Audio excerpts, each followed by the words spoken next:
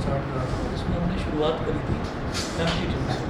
तो एम्पलीट्यूड में हमने देखा था कि जब भी ऑल्टरनेटिंग करंट की बात करते हैं तो ऑल्टरनेटिंग करंट का जो ग्राफ बनता है ना टाइम के और करंट के बीच में, या टाइम और ईएमएफ के बीच में जो ग्राफ बनता है, हमने टाइम तो यहाँ पर ले लिया, वो ग्राफ इस तरीके का बनता है, वो ग्राफ इस तरीके का बनता है। अब जैसे आप लोगों ने एक चीज़ ये करी होगी, जैसे मान लीजिए ये एक्स एक्सिस और वाई एक्सिस हो गया, तो इसमें मैथ्स वालों को भी और बायो वालों को भी एक चीज़ पता होगी कि अगर मान लीजिए कोई भी ऐसे लाइन जा रही है या ऐसे लाइन जा रही है या कहीं से भी, मतलब कहीं से भी लाइन जा रही है, स्ट्रेट लाइन जा रही है, तो उस स्ट्रेट लाइन की जो इक्वेशन होती है, उस स्ट्रेट लाइन की इक्वेशन या तो y is equal to X plus C, ये तो 11th क्लास में करवाया गया था, ठीक है। और 10th क्लास में ये बताया गया था कि जो लाइन है, लाइन की इक्वेशन ये होती है ax plus by plus C is equal to 0। ये स्टैंडर्ड इक्वेशन होती है,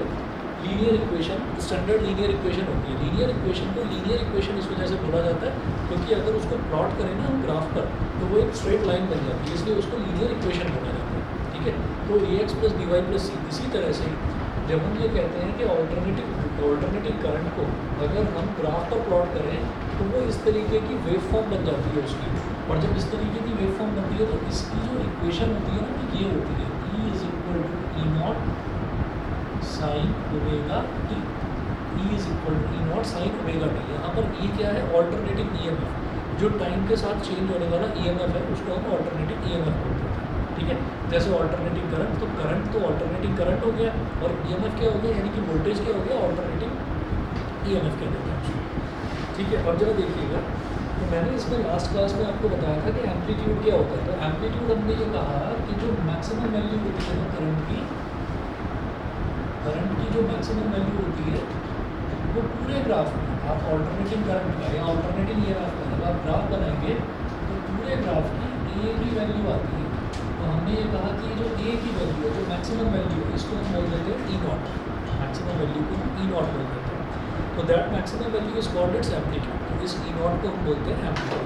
अच्छा, इसका एक छोटा सा डेरिवेशन मैंने आपको बताया ही था कि ये जो ई नॉट है ये किसके इक्वल होता है, E naught is equal to M D A omega, ये हमने लास्ट क्लास में देखी है। अब मैं आगे बढ़ता हूँ। Time period, the time taken by an AC to complete one cycle of its variations is called its time period and is denoted by capital T, ठीक है। अब मैं ना थोड़ा सा पोर्शन आपको वो बताऊंगा जो आपने ना 11th क्लास में शायद ध्यान से नहीं करा होगा, क्योंकि लास्ट वाला चैप्टर था ऑसिलेशंस, और सेकंड लास्ट चैप्टर ऑसिलेशंस था, और लास्ट चैप्टर था वेव्स, जो 11th क्लास में आपने करा था। तो थोड़ा सा मेरे को ना उसका कुछ आपको बताना पड़ेगा, उसकी ज़रूरत पड़ेगी, क्योंकि जब हम इस ग्राफ को देखते हैं तो इस ग्राफ, जब भी हम कभी किसी ग्राफ की बात करते हैं तो ग्राफ में हमारे पास दो चीज़ें एकदम से हमारे दिमाग में आ जाती हैं। एक ग्राफ है तो कहीं ना कहीं एक्स एक्सिस होगा और कहीं ना कहीं वाई एक्सिस होगा। तो एक्स एक्सिस पर तो हम यहाँ पर टाइम दिखा रहे हैं, और वाई एक्सिस पर हम यहाँ पर क्या दिखा रहे हैं, आइदर ईएमएफ दिखाएंगे तो भी ग्राफ ऐसे ही बनेगा, करंट लेंगे अगर वाई एक्सिस पर तो भी ग्राफ ऐसे ही बनेगा, मतलब करंट और टाइम के बीच में भी ग्राफ ऐसा ही बनेगा, और ईएमएफ और टाइम के बीच में भी ग्राफ ऐसा ही बनेगा, ठीक है। लेकिन अब इसमें ना एक चीज़ हम देखेंगे कि इसमें एक जैसा पैटर्न बार बार रिपीट होता है। तो हम क्या करते हैं कि ये जो ऐसी एक वेव होती है,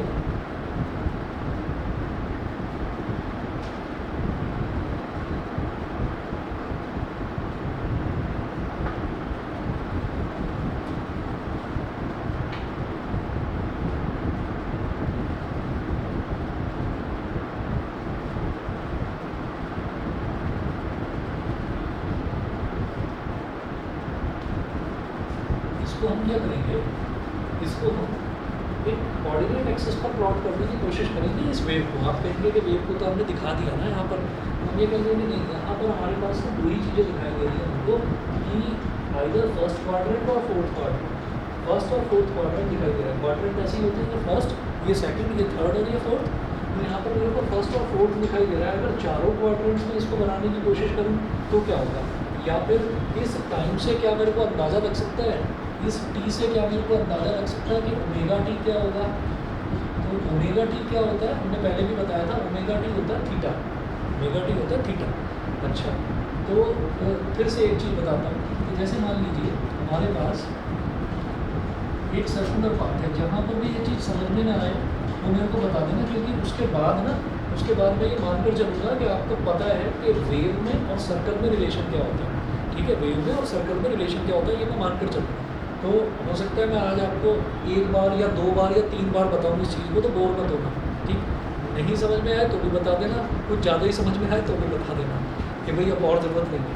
तो देखिएगा ऐसा होता है कि जब हम नॉर्मल मोशन की बात करते हैं, तो नॉर्मली हम चल रहे हैं, तो जब हम चल रहे हैं तो हमारा होता है डिस्टेंस, और अगर हम स्ट्रेट लाइन में ही चल रहे हैं ना तो हमारा डिस्टेंस और डिस्प्लेसमेंट एक ही बात होती है।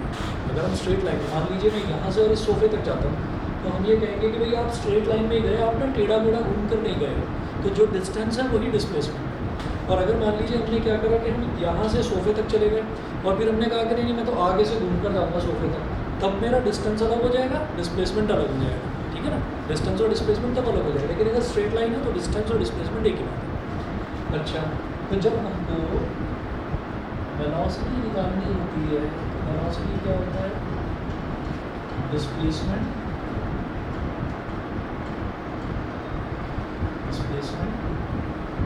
Upon time. Velocity is displacement upon time, ये होता है। ठीक है, अब इसी तरीके से अगर हमें निकालनी पड़े एंगुलर वेलोसिटी, याद रखिएगा एंगुलर वेलोसिटी की यूनिट होती है रेडियन पर सेकंड, तो एंगुलर वेलोसिटी क्या हो जाएगा, एंगुलर डिस्प्लेसमेंट अपॉन टाइम। वही रिलेशन तो वही रहा ना, डिस्प्लेसमेंट अपॉन टाइम, बस एंगुलर वेलोसिटी है तो एंगुलर डिस्प्लेसमेंट अपॉन टाइम हो गया। ठीक है, अब ये जो एंगुलर वेलोसिटी है, इस एंगुलर वेलोसिटी को, लीनियर वेलोसिटी को हम क्या बोल देते थे, v, डिस्प्लेसमेंट को क्या बोल देते थे, s, तो v is equal to s upon t हो जाता था। एंगुलर वेलोसिटी को बोलते हैं ओमेगा, और एंगुलर डिस्प्लेसमेंट मतलब अगर कोई सर्कल में मूव कर रहा है, किसी ने अगर यहाँ से स्टार्ट करा और यहाँ तक गया, तो हम ओरिजिन से इस पॉइंट को ज्वाइन करेंगे, ओरिजिन से इस पॉइंट को ज्वाइन करेंगे, और हम ये कहेंगे कि इसका एंगुलर डिस्प्लेसमेंट मतलब इसने एंगल कितना स्वीप करा, that angle is theta.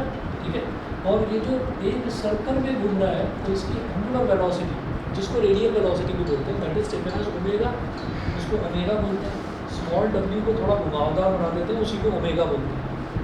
Omega is equal to theta upon t, तो यहाँ से थीटा की वैल्यू क्या होगी, ओमेगा टी, थीटा की वैल्यू हो गई ओमेगा टी।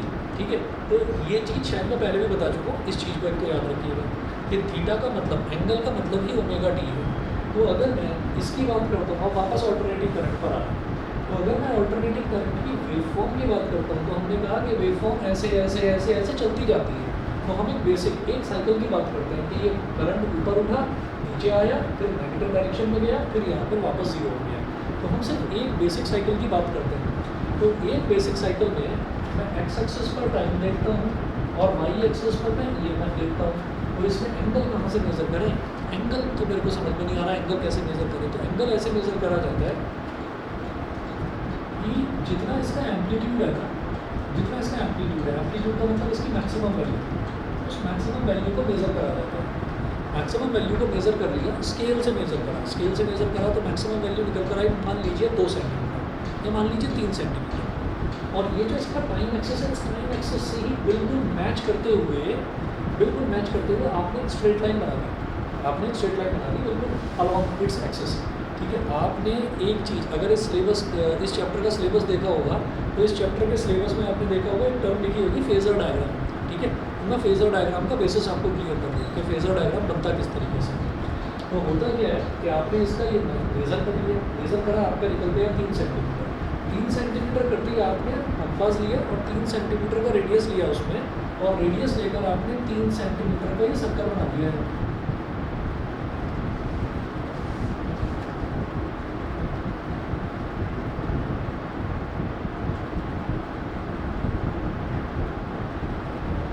ये 3 सेंटीमीटर का सर्कल इसके बाहर नहीं निकलेगा, क्योंकि आपने लेंथ ही ले ली है।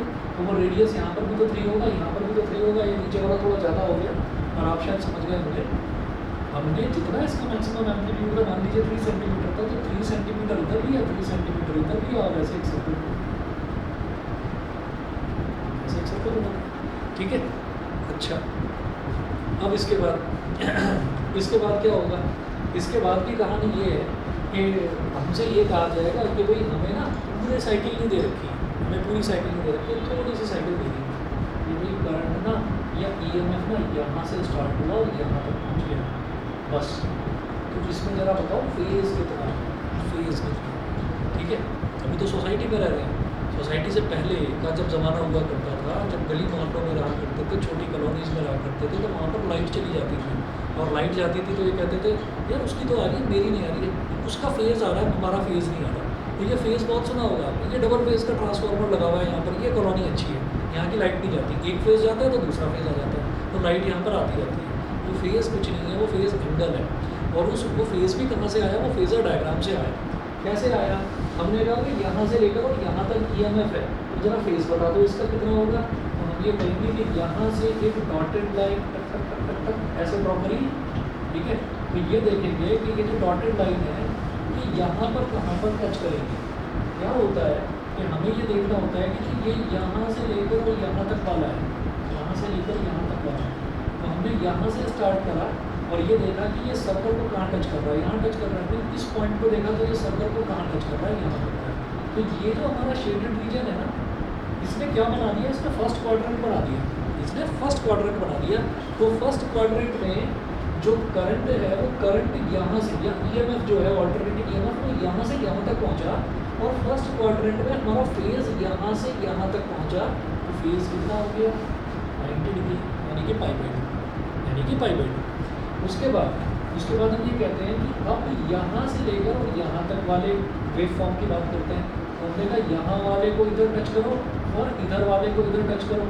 तो इधर वाला जो है ना वो अब सर्कल के इस कॉर्नर पर टच नहीं माना जाएगा, इधर वाला भी, ये वाले पर तो आप इसको टच कर चुके हो, इस वाले को इधर वाले पर टच करेंगे, मतलब ऐसे ऐसे ऐसे ऐसे आता जाएगा और ये यहाँ टच करेगा। इसका मतलब यहाँ से यहाँ तक आप कैसे मूव करें, आप 90 डिग्री से 180 डिग्री मूव करें तो फेज़ आपका 90 डिग्री से 180 डिग्री हो गया। मेरी बात समझ में आ गई, फेज़ 90 डिग्री से 180 डिग्री हो गया। अच्छा, तो ये था 0, यहाँ से ये कितने से मैच कर रहा है 90 डिग्री से, इसको लिखते हैं पाई बाई टू। ये कितने से मैच कर रहा है 180 डिग्री से, तो इसको लिखते हैं पाई, ठीक है। ये बेसिक कहानी है और ये बेसिक कहानी जो है ना इसको बस आप ध्यान से समझ लीजिए, क्योंकि ज़्यादातर बच्चे क्या करते हैं, जो 12th स्टैंडर्ड में बच्चे हैं वो क्या करते हैं, वो इस चीज़ को रट कर चले जाते हैं। वो रट कर चले जाते हैं कि यार ये ना ये वेव फॉर्म है, ये 0 है, ये पाई बाई टू, ये पाई है, और ये वाला जो है ये 3 पाई बाई टू है, और ये वाला जो है ये 2 पाई है। वो रिलेट कैसे हुआ है, वो रिलेशन मैं आपको बता रहा हूँ, रिलेशन कैसे हुआ वो मैं आपको बता रहा हूँ। तो अब क्या हुआ, अब मान लीजिए यहाँ वाला है तो यहाँ वाला तो पाई हो गया, ये वाला 3 पाई बाई टू कैसे, इसको यहाँ से ज्वाइन करा तो कौन से पॉइंट पर पहुँचे 270 डिग्री। 3 पाई बाई टू का मतलब 270 डिग्री तो है भाई, pi by two is 90 degree, 3 into pi by two is 3 into 90 मतलब 270 डिग्री, ठीक है। तो ये 270 डिग्री हो गया। और फिर 2 पाई का मतलब क्या है कि आपने यहाँ से इसको मैच करने की कोशिश करी तो आप कहाँ पहुँच गए, 360 डिग्री पर पहुँच गए। तो एक जो वेव कंप्लीट हुई ना, तो उस वेव को अगर मैं सर्कुलर प्लेन पर प्लॉट करने की कोशिश करूँ तो सर्कल ने पूरा अपना एक चक्कर काट लिया, यानी कि सर्कल की एक साइकिल कंप्लीट हो गई। तो इसीलिए इसको one complete cycle of alternating EMF या ऑल्टरनेटिंग करंट, एसी की एक कंप्लीट साइकिल इसलिए बोला जाता है। एसी की एक कंप्लीट साइकिल में जो हमारा टाइम होता है ना, ये जो टाइम होता है एसी की एक कंप्लीट साइकिल में, इसको कैपिटल टी बोलते हैं कि टाइम पीरियड। अगर ये बोला जाए कि टाइम टेकन बाई एसी तो time taken is small T, time taken तो ये हो गया स्मॉल टी। तो टाइम टेकन तो आपने एक्स एक्सिस पर प्लॉट कर दिया, तो टाइम टेकन की वैल्यू अलग अलग हो सकती है, ठीक है।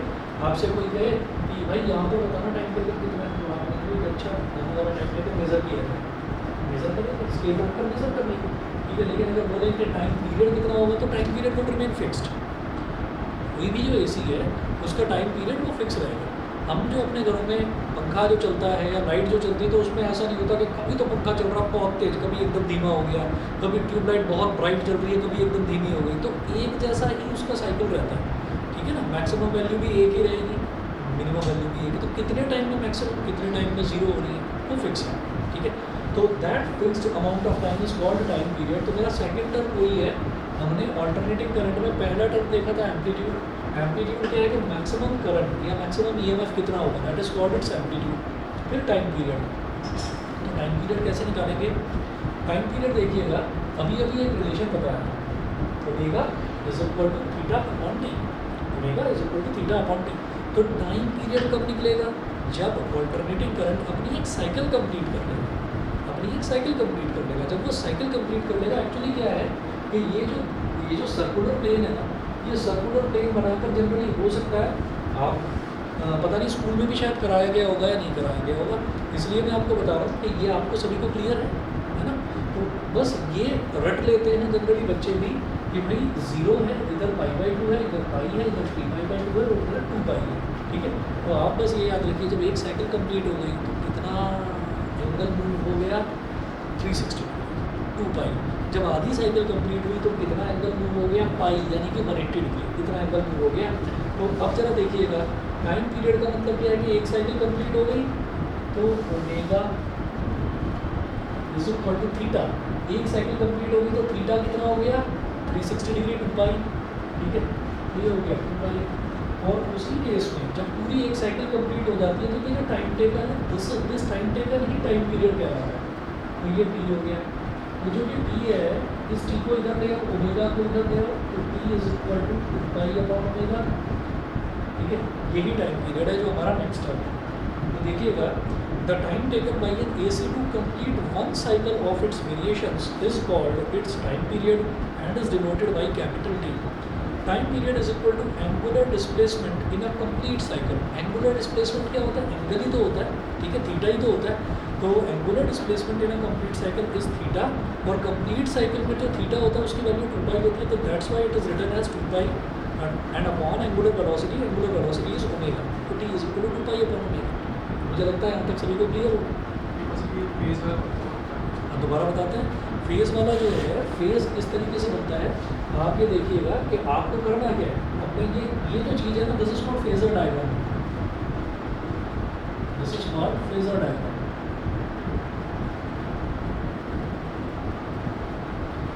तो ये फेजर डायग्राम बनता किस तरीके से है, फिर से देखिएगा, जैसे हमारे पास ऑल्टरनेटिंग करंट है, तो ऑल्टरनेटिंग करंट ऐसे चलता है।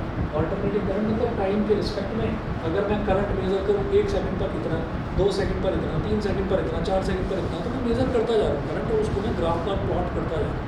तो वो जो डॉट्स बनेंगे ना, उन डॉट्स को अगर मैं ज्वाइन करूँगा तो ऐसी वेव फॉर्म बनेगी। This wave form is called sinusoidal wave form, sinusoidal wave form बोलते हैं इसको।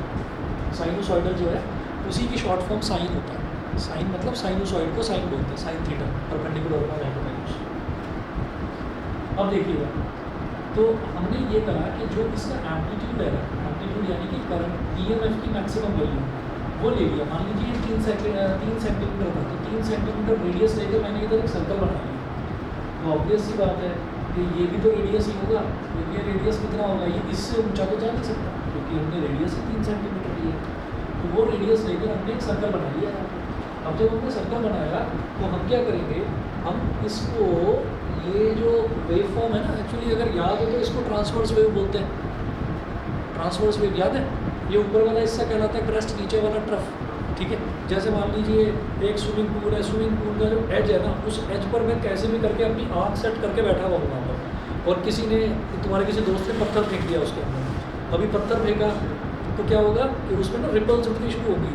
तो अगर वो दोस्त ऊपर से देख रहा है तो ऊपर से तो उसको सर्कल्स जाते हुए दिखाई देंगे ऐसे, लेकिन तुम साइड में आँख लगा कर देख रहे हो तो तुम्हें ऐसा लगेगा कि एक वाटर जो है हल्का हल्का ऊपर उठता हुआ आ रहा है। तो वो जो ऊपर उठती हुई चीज़ है वो क्रेस्ट होगी, और नीचे जाती हुई, एक्चुअली वो नीचे भी जा रही है, वो ट्रफ है, उसके लिए पानी के नीचे डूबना पड़ेगा, तो वो दिखाई नहीं देगा आपको, हमको बस ऊपर उठता हुआ वो दिखाई देगा, ठीक है। तो अब मैं आगे चलता हूँ। यहाँ पर ये जो क्रेस्ट है, इससे मैंने क्या करा कि यहाँ से मैंने एक डॉटेड लाइन ऐसे ड्रॉ की। मैंने सोचा कि मैं डॉटेड लाइन ड्रॉ करूँगा, देखूँगा सर्कल को कहाँ मीट कर रहा है, तो वो सर्कल को यहाँ मीट कर रहा है। फिर मैंने कहा कि अच्छा, ये जो टॉप मोस्ट पॉइंट है, यहाँ से जरा डॉटेड लाइन ड्रॉ करो, तो वो सर्कल को यहाँ टच कर रहा है। तो इससे मुझे ये समझ में आ गया कि पहले यहाँ टच करा, फिर ये ग्राफ जो है वो यहाँ टच करा। अच्छा, बीच में अगर कहीं टच कर रहा होता है ऐसे, बीच वाला कोई पार्ट ले ऐसे, तो इसको फिर इसके सेंटर से ज्वाइन करते हैं और देखते हैं बीच में एंगल कितना बन रहा है, शायद 30 डिग्री। तो हम ये कहते हैं कि अभी फेज़ डिफरेंस जो है या फेज़ एंगल जो है वो 30 डिग्री है। अच्छा, जब यहाँ पर टच करा ये वाला पॉइंट और ये वाला पॉइंट यहाँ टच करा, तो मैंने कहा कि अच्छा यहाँ से यहाँ तक जाने में सर्कल यहाँ से यहाँ घूम गया, तो सर्कल यहाँ से यहाँ घूम गया तो 90 डिग्री। ठीक है, ऐसे ही फिर हमने कहा कि अच्छा अब ये वाला पॉइंट देखो, तो इस वाले पॉइंट को जब मैच करा तो हमने कहा कि इस सर्कल को एक बार तो टच कर चुका, और आगे टच करो तो और सर्कल का दूसरा पॉइंट भी यहाँ टच करा। तो हमने ये कहा कि भाई यहाँ तो ये तो 90 डिग्री को टच कर रहा था, ये वाला 180 को टच कर रहा था, तो ये वाला point, this point is corresponding to 180 degree of this circular plane, ये 180 डिग्री हो गया। सिमिलरली इसको जब मैच करेंगे तो ये यहाँ मैच करेगा तो 180 से 270 डिग्री, तो इसलिए यहाँ 3π/2 लिखा है, यहाँ 2π, यहाँ पाई, यहाँ π/2। ठीक है जी, क्लियर? ठीक है। अच्छा, तो अब टाइम पीरियड आपने निकाल लिया, टाइम पीरियड हो गया 2π/ω। अब इसके आगे चलते हैं। आगे जो है दैट इज़ फ्रीक्वेंसी। तो फ्रीक्वेंसी क्या होता है? एक कंप्लीट साइकिल में कोई भी वेव एक कंप्लीट साइकिल में जो टाइम लेती है that time is called time period. ठीक है, और number of waves in 1 second, number of waves in 1 second that is called frequency. तो number of waves in 1 second, इसमें क्या है, टी में क्या है, in time T number of waves, एक ही तो वेव हुई, अरे ये टाइम टी में एक ही तो वेव हुई। अगर ऐसी ही एक और आ जाती तो मैं कहता 2 वेव, ऐसी ही एक और आ जाती तो मैं कहता 3 वेव, तो एक ही तो वेव हुई। तो हम ये कहेंगे कि in time t seconds number of waves is equal to 1, तो इन टाइम, ये बचपन में जो देखते थे यूनिटरी मेथड कि 5 टॉफ़ी इतने की है तो 1 टॉफ़ी कितने की है, वो जो 5 है उसको डिवाइड करे जाते हैं, तो वही है इन टाइम 1 सेकेंड। तो अगर मैं एक के लिए निकालता हूँ, एक मतलब यूनिट के लिए, यूनिटरी मेथड, यूनिट फॉर 1, तो अगर मैं टी सेकेंड्स की बात करता हूँ तो टी सेकेंड में कितनी वेव हो रही है, 1 वेव हो रही है, तो 1 सेकेंड में कितनी वेव हो जाएगी, 1/t, 1/t। ये जो 1/t है ना, 1 सेकेंड में कितनी वेव्स हो रही है, इसी को हम फ्रीक्वेंसी बोल देते हैं। समझ गए? इसी को हम फ्रीक्वेंसी बोलते हैं। मैं आगे चलूँगा अभी। The number of cycles completed per second यानी कि 1 second by an AC is called its frequency and is denoted by small f। ठीक है, तो फ्रीक्वेंसी निकालना कोई मुश्किल काम नहीं भाई। Frequency f is equal to 1/t, यानी कि इसका रेसिप्रोकल कर लो, ये क्या हो जाएगा, ω/2π। ठीक है, और f इज इक्वल टू ω/2π हो गया, तो इसीलिए ओमेगा को हम कभी कभी 2πf भी बोलेंगे, जहाँ हमको ज़रूरत पड़ेगी वहाँ हम ओमेगा को 2πf भी बोलेंगे। ठीक है, कभी कभी इसके जो न्यूमेरिकल्स हैं ना, अभी जो ये कंसेप्ट्स हैं इनको समझने में हो सकता है आपको लग रहा हो कि पता नहीं क्या क्या चीज़ें हैं, थोड़ी मोटी, लेकिन जब आप इसके न्यूमेरिकल्स देखें इनको डायरेक्ट फार्मूला बेस्ड है, कोई ज़्यादा मुश्किल नहीं है उसमें। अगर मान लीजिए हमसे एंगुलर वेलोसिटी पूछी जाती है तो, या एंगुलर फ्रीक्वेंसी पूछी जाती है, एंगुलर वेलोसिटी और एंगुलर फ्रीक्वेंसी एक ही होता है, ओमेगा को ही बोलते हैं एंगुलर वेलोसिटी या एंगुलर फ्रीक्वेंसी, वो तो निकालेंगे रेडियन पर सेकंड में। अगर वो आपसे कहें कि फ्रीक्वेंसी निकालिए हर्ट्स में निकालिए, अगर हर्ट्स के लिए पूछेंगे ना तो ओमेगा की जगह 2πf रख देंगे, तो हर्ट्स में लगाइए, स्मॉल f पूछ रहे हैं आपसे। ठीक है, अच्छा जी, अब जरा देखते हैं। So an AC can be represented as, तो ये ना अलग अलग तरीके से एक AC को, AC यानी कि ऑल्टरनेटिंग करंट को अलग अलग तरीके से रिप्रेजेंट करने का तरीका, ये बता दूँ सब।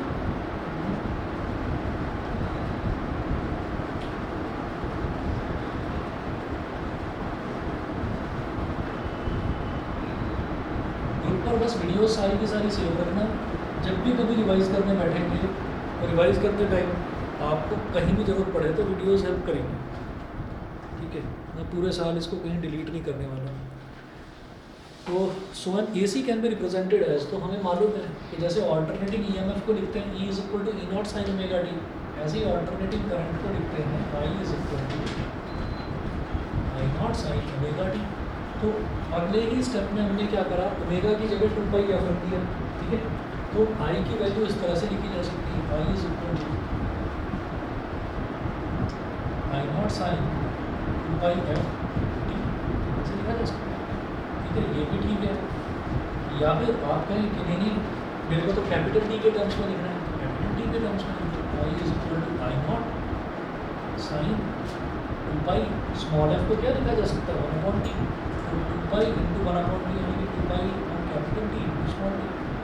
1 2 3 तीनों की रिलेशन ठीक है, तीनों की रिलेशन ठीक है, तीनों क्या करा है, एक बार ओमेगा की वैल्यू रख दी स्मॉल एफ की टर्म्स में, एक बार ओमेगा की वैल्यू रख दी कैपिटल टी की टर्म्स में।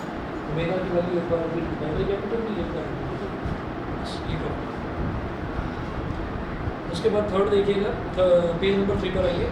The AC supplied to our homes has a frequency of 50 CPS। 50 CPS का मतलब है 50 साइकिल्स पर सेकेंड, और उसी को हम 50 हर्ट्ज बोल देते हैं। मतलब एक सेकंड में इतनी साइकिल्स आ जाती हैं। तो एक साइकिल, 2 साइकिल, तो कितनी साइकिल्स आएंगी, एक सेकंड में 50 साइकिल, ठीक है ना ये। उसके बाद 2-3 छोटे छोटे डेरिवेशंस हैं। Average value of AC over one complete cycle. बस 1 मिनट वेट करिए, अभी आप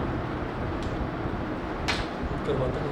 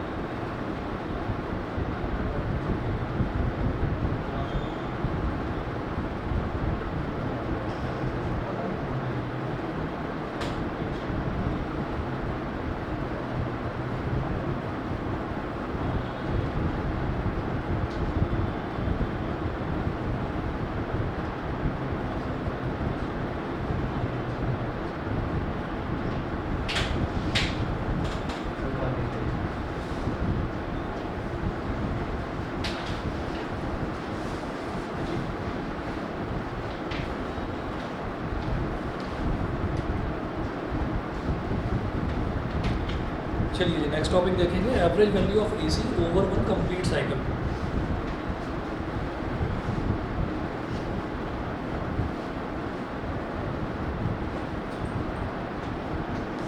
Average value of AC over one complete cycle, the AC at any instant small t is given by the AC at any instant small t is given by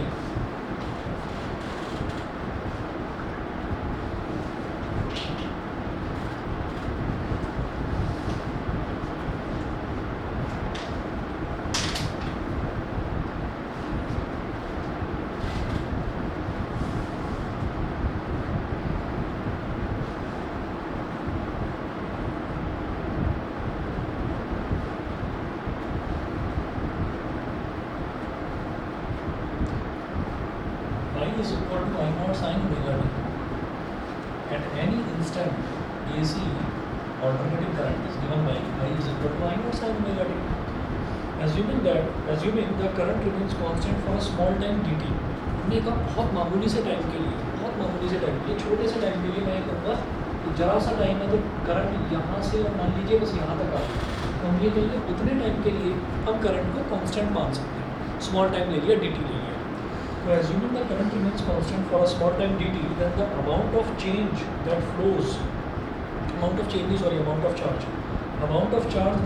through the circuit in small time dt is, तो हम ये कहेंगे कि dq is equal to I dt। ठीक है, ये बिल्कुल जो बेसिक फार्मूला था करंट का, तो क्या था, current is equal to charge upon time. तो हमने ये कहा कि अगर बहुत छोटा सा टाइम ड्यूरेशन लिया, उसमें जो करंट जो चार्ज है वो dq हो गया और टाइम ड्यूरेशन dt हो गया, तो dq will be equal to I dt। इसलिए मैंने ऐसे लिखा dq is equal to I dt। अच्छा, अब I की जगह ये वैल्यू डाल देंगे, तो dq is equal to I naught sine omega t dt। ये हो गया, इसको बोल दिया इक्वेशन नंबर 2। उसके बाद the total charge that flows through the circuit in one complete cycle of AC। तो बहुत एक ही सिंपल फार्मूला मैंने ज़्यादातर बच्चों को बताया है कि भाई जो इंटीग्रेशन का ज़्यादातर फिजिक्स में एक ही फार्मूला यूज होता है, ये वाला इंटीग्रेशन ऑफ dx का इंटीग्रल x के बराबर होता है।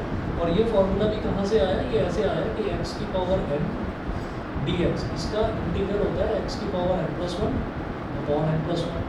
तो dx का मतलब क्या है, dx का मतलब है 1 इंटू dx, और 1 का मतलब क्या है, x की पावर 0 इंटू dx। तो x की पावर 0 का इंटीग्रल क्या होता है, x की पावर 0 प्लस 1 और 0 प्लस 1, 0 प्लस 1 इज x और 0 प्लस 1 इज 1, x अपॉन 1। इसलिए कहते हैं कि integral of dx is equal to x हो जाता है। ठीक, अब देखिएगा, हमें जब dq है, तो dq तो स्मॉल अमाउंट ऑफ चार्ज है, मेरे को पूरी कंप्लीट साइकिल के लिए मेरे को चार्ज की वैल्यू निकालनी है। The total charge that flows through the circuit in one complete cycle of AC, तो q इज इक्वल टू क्या हो जाएगा, इंटीग्रेशन ऑफ dq।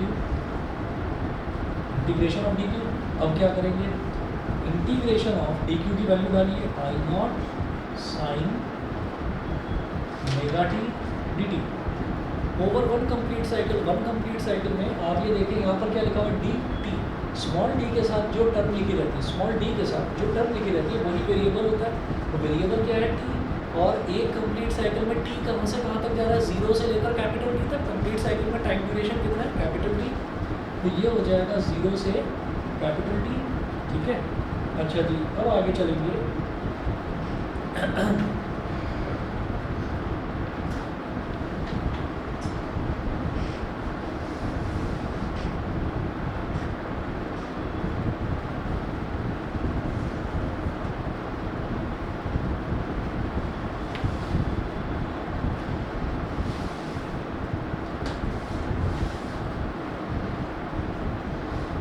के साथ जो टर्म लिखी हुई है बस वो वेरिएबल है, तो बाकी सब कांस्टेंट। तो साइन ओमेगा टी लिखा हुआ है, तो ये साइन वाला तो वेरिएबल हो गया, क्योंकि साइन के आगे ओमेगा टी लिखा हुआ है, यानी कि टी वाला टर्म लिखा हुआ है। तो ये वेरिएबल टर्म हो गई, उसके अलावा जो भी है वो सब कांस्टेंट होता है। तो आई नॉट आ जाएगा बाहर, Q is equal to I naught integration 0 से capital T sine omega t dt। Is equal to I naught, और देखिए साइन का इंटीग्रल क्या होता है, साइन का इंटीग्रल होता है माइनस कॉस, ठीक है, तो ये हो जाएगा minus cos omega T upon, फिर ओमेगा टी को ना फर्दर डिफ्रेंशिएट करा जाता है। ये इंटीग्रेशन का रूल है कि अगर मान लीजिए जैसे साइन है तो साइन का इंटीग्रेशन तो माइनस कॉस हो गया, फिर उसके बाद जो ओमेगा टी लिखा हुआ है उसको टी के रिस्पेक्ट में डिफ्रेंशिएट कर देते हैं। तो जब ओमेगा टी को टी के रिस्पेक्ट में डिफ्रेंशिएट कर देंगे तो D by D T of omega T, omega ही तो है, ओमेगा से इनको डिवाइड कर देंगे। डिफरेंशिएशन में जैसे चेन रूल हुआ करता था कि अगर मान लीजिए हमारे पास साइन 2x है और इसका डिफरेंशियल करना है तो उसको क्या लिखते थे, D by D x of sine 2x, ठीक है। तो अब मान लीजिए कि वेरिएबल x नहीं है, वेरिएबल t है तो यहाँ पर t आ गया, तो साइन को जब डिफरेंशिएट करते हैं तो क्या आता है cos 2t तो एज इट इज हो गया, फिर 2t को फर्दर डिफरेंशिएट करते हैं तो 2 आता है। तो डिफरेंशिएशन में जो ये टर्म है इसको डिफरेंशिएट करके मल्टीप्लाई करा जाता है, और इंटीग्रेशन में जो ये टर्म है ओमेगा टी इसको डिफरेंशिएट करके जो वैल्यू आती है उसको डिवाइड में लेकर आते हैं, डिनोमिनेटर में लेकर आते हैं, minus cos omega T upon. यहाँ तक ये सभी को क्लियर है? हाँ, अच्छा। अब लोअर लिमिट जो है that is 0 and upper limit is capital T, तो 0 और कैपिटल टी, ठीक है। तो ये जो लोअर और अपर लिमिट है ये कहाँ डाली जाती है, ये डाली जाती है वेरिएबल टर्म में, यानी कि स्मॉल टी। भाई क्यू इज इक्वल टू क्या हो जाएगा, इसको नेगेटिव को बाहर ले लो और ओमेगा कांस्टेंट है उसको भी बाहर ले लो, तो minus I naught upon omega, यहाँ बचेगा केवल कॉस ओमेगा टी 0 से capital T, minus I naught upon omega cos omega small t की जगह capital T minus cos omega small t की जगह 0 is equal to minus I naught upon omega cos omega. अब capital T की value कितनी होती है हम देख चुके हैं, 2 पाई बाई ओमेगा,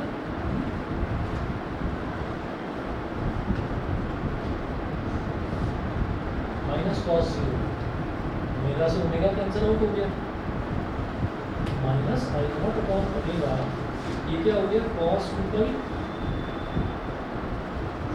और कॉस 0, ये कॉस 2 पाई है, 2 पाई है क्या, 2 पाई एक्चुअली 0 डिग्री है, 2 पाई जो है वो कुछ नई चीज़ नहीं है, 2 पाई 0 डिग्री है। आपने 0 डिग्री से स्टार्ट करा, आप घूम फिर कर वापस 0 पर आ गए, तो दैट इज कॉल्ड 2 पाई के। आपने कितना एंगल स्वीप करा, 2 पाई करा, तो 2 पाई 0 डिग्री है। तो 0 डिग्री मतलब cos 0 की वैल्यू भी 1 होती है, cos 2 पाई की वैल्यू भी 1 ही होती है, क्योंकि 2 pi is also 0, minus I naught upon omega 1 minus 1, तो ये 1 से 1 कैंसिल आउट हो गया, तो 0 आ गया, 0 टू एवरीथिंग इज 0। तो आपका जो टोटल चार्ज है ना, टोटल चार्ज कुछ हो ही नहीं, वो 0 हो गया over a complete cycle of AC, the total charge at 4 is 0।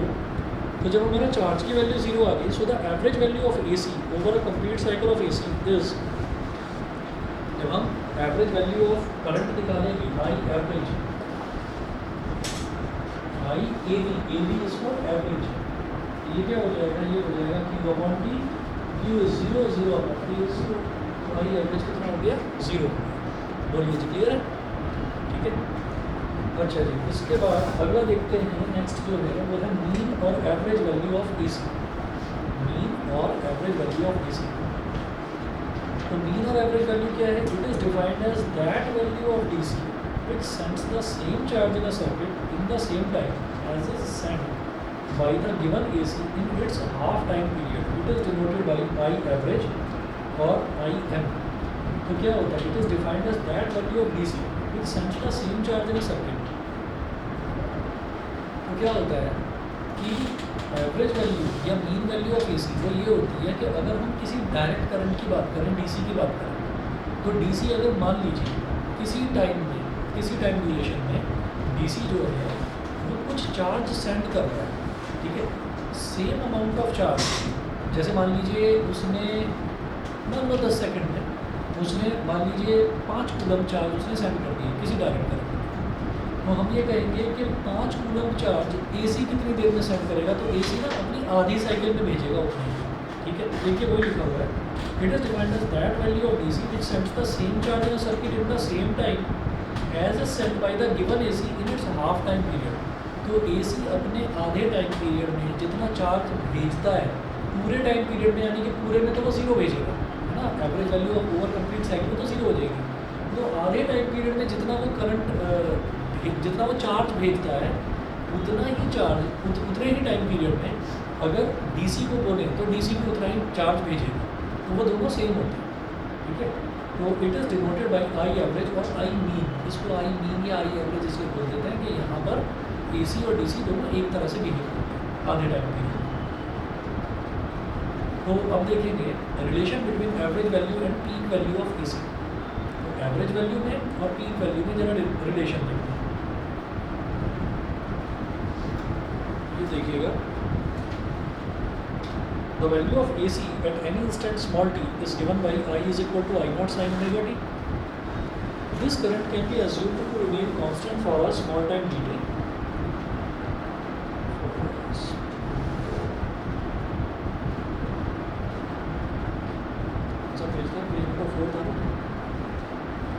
For a small time dt, then the amount of charge that flows through the circuit in small time dt is given by dq is equal to I naught sin omega t dt. Equation number 1 और equation number 2 तो same ही है जैसे यहाँ पर थी पहले वाले उसमें। The total charge that flows through the circuit से in the first half cycle that is from small T is equal to 0 to small T is equal to t/2, सब कुछ सेम है। आपको जो इंटीग्रेशन की लिमिट है वो 0 से t ली थी, मैं इस बार क्या लेना चाह रहा हूँ, half of its time period, मतलब मैं t/2 तक लेना चाह रहा हूँ। तो हमने क्या करा, सब कुछ सेम रखा है, यहाँ पर सब कुछ सेम रखा। पेज नंबर 5 पर आ जाइए, सब कुछ सेम है, बस यहाँ के बाद में थोड़ा सा चेंज हो गया। वो 0 से t था, हम 0 से t/2। तो जब हम ये मीन वैल्यू निकालते हैं तो मीन वैल्यू निकालने के लिए क्या होता है कि आपको टाइम पीरियड जो है वो 0 से स्मॉल t कैपिटल t/2, और जब बोलते हैं कि पूरी कंप्लीट साइकिल का निकालना है तब 0 से कैपिटल T लेगा। देखना क्या अंतर आएगा इसमें।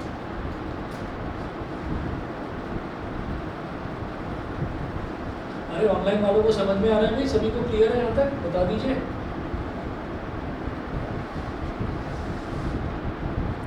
आर्य, अपनी, दिव्यांका, शानवी, सोमेन, भव्यांश, सही है, ठीक है।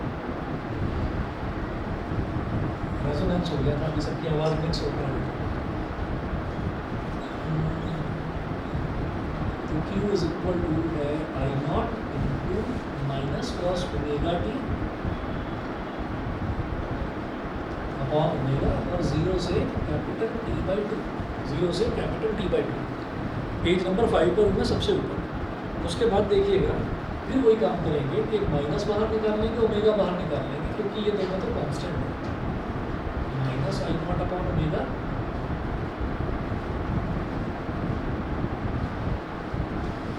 कॉस ओमेगा, स्मॉल टी की जगह लिख दिया capital t/2 minus cos omega into 0।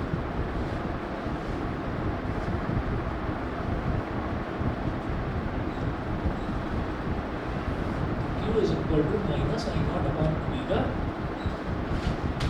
Cos omega, और t की जगह अब आप रख दीजिए 2π/ओमेगा, ओमेगा बाई 2 इधर कर लो, उधर लिख लो, और t की जगह लिखेंगे 2π/ओमेगा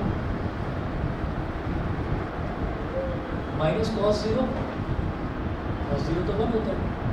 अब इधर 2 से 2 कैंसिल आउट हो गया, ओमेगा से ओमेगा कैंसिल आउट हो गया। तो Q is equal to minus I naught upon omega, ये क्या बचा, कॉस पाई, -1 कॉस पाई की वैल्यू -1 होती है, minus I naught upon omega -1 -2 हो गया, -2 into this, Q is equal to हो जाएगा 2I नॉट अपॉन ओमेगा।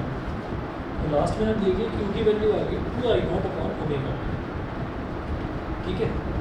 अच्छा जी, अब क्या करेंगे, यहाँ पर Q is equal to 2I naught, और ओमेगा को क्या लिखा जा सकता है, 2π अपॉन कैपिटल T, 2 से 2 कैंसिल आउट हो गया, ठीक है। और डिनोमिनेटर का डिनोमिनेटर न्यूमरेटर में आ जाता है, ये क्या हो जाएगा I नॉट पाई, ये क्यू की वैल्यू है। उसके बाद है the average value of A C over the first half cycle is, तो एवरेज वैल्यू क्या हो जाएगी, आई इज इक्वल टू, ये होता है आई एवरेज, ठीक है, आधी हाफ साइकिल की, फर्स्ट हाफ साइकिल मतलब इसकी बात करी जा रही है 0 से t/2, इसीलिए लिखा है over the first half cycle, वहाँ पर कंप्लीट था तो वहाँ पर भी आई एवरेज लिया था, तो ये क्या हो जाएगा Q अपॉन t/2, वहाँ पर क्या लिया था Q अपॉन T लिया था, यहाँ पर आधी साइकिल की बात कर रहे हैं तो t/2 लेंगे, Q अपॉन t/2, टाइम मेरे पास t/2 है इस बार, तो ये क्या हो जाएगा, वेट Q यहाँ न्यूमरेटर में आ जाएगा, तो it will become Q upon capital T, ठीक है, तो इसको ऐसे लिखेंगे 2 upon capital T into small q, 2 upon capital T और स्मॉल q की वैल्यू यहाँ से लिखेंगे आई नॉट इंटू टी ऑन पाई, ठीक है, और 3 से T कैंसिल आउट हो गया, तो ये आ गया 2 अपॉन पाई आई नॉट, तो I average is equal to 2 upon pi I naught, pi की वैल्यू हमें पता है, तो 2 अपॉन पाई जब सिंप्लीफाई करेंगे तो इसकी वैल्यू आ जाएगी 0.637 आई नॉट, ठीक है, 0.637 आई नॉट। और इसी तरह से जो ऑल्टरनेटिंग करंट है उसका रिलेशन ये होता है I is equal to I naught sine omega T, ऐसे ही ऑल्टरनेटिंग ईएमएफ है उसका होगा E is equal to E naught sine omega T, तो अगर वो निकाला जाएगा तो E average over first half cycle वो भी ये आ जाएगा 0.637 टी नॉट हो जाएगा, ठीक है, तो बस इतना कर लीजिए, फिर इसकी जो अगली वैल्यू है ना आरएमएस वैल्यू वाला रिलेशन नेक्स्ट क्लास में करा दूँ, आज इतना ही कर लीजिए। कहीं कोई डाउट आए पूछ लेना मेरे से, लेकिन इस चैप्टर को ना अभी जैसे आज तक जितना कराया है इतना एक बार आज ही रिवाइज कर लें, फिर आगे ना बड़ा कंफर्टेबली आप समझोगे इस चैप्टर को, फिर दिक्कत नहीं आएगी, ठीक है, चलिए जी।